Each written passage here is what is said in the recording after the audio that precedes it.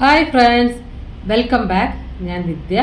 ഇനി നമുക്ക് ഒരേ മാവ് ഉപയോഗിച്ചിട്ട് നല്ല സോഫ്റ്റ് ഇഡ്ഡലിയും നല്ല ക്രിസ്പി ആയിട്ടുള്ള ദോശയും എങ്ങനെയാണ് ഉണ്ടാക്കുന്നത് നോക്കാം. ഞാനിവിടെ ഈ ഗ്ലാസ്സിന് 4 ഗ്ലാസ് അരി എടുത്തിട്ടുണ്ട്. 2 ഗ്ലാസ് ഉഴുന്ന്, 1.5 ഗ്ലാസ് എടുക്കുമ്പോൾ അരി എടുത്ത് അത്ര നിറയായിട്ട് വേണ്ട, കുറച്ചൊന്നും മതി.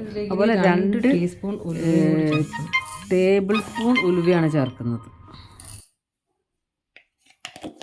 നന്നായിട്ട് കഴുകിയിട്ട് ഒരു 6 മണിക്കൂറോളം കുതിർത്ത് വെക്കാം.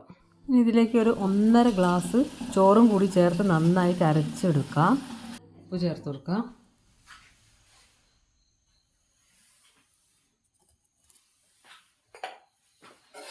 ഇത് കൈകൊണ്ട് നന്നായി മിക്സ് ചെയ്യണം.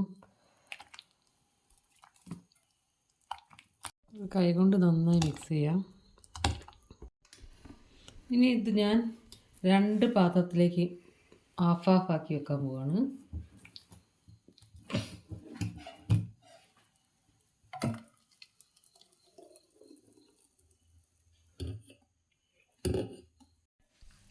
ദോശയ്ക്കായിട്ട് എടുത്ത് വെക്കുന്ന മാവിലേക്ക് ഈ മിക്സിൻ്റെ ജാറ്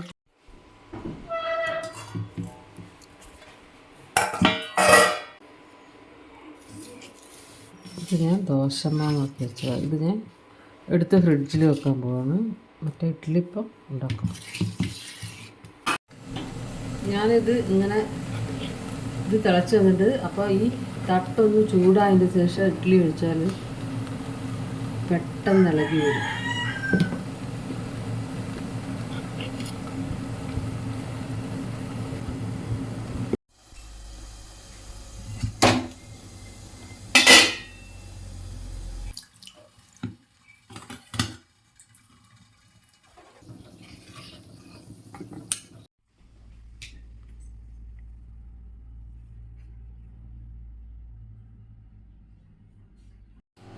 അപ്പോൾ എനിക്ക് ആവശ്യമുള്ളത്ര മാവെടുത്ത്, അതായത് കുറച്ച് കട്ടി കൂടുതലാണ്. അപ്പോൾ അതിലേക്ക് ഞാൻ കുറച്ച് വെള്ളം ഒഴിച്ച് കൊടുക്കുക.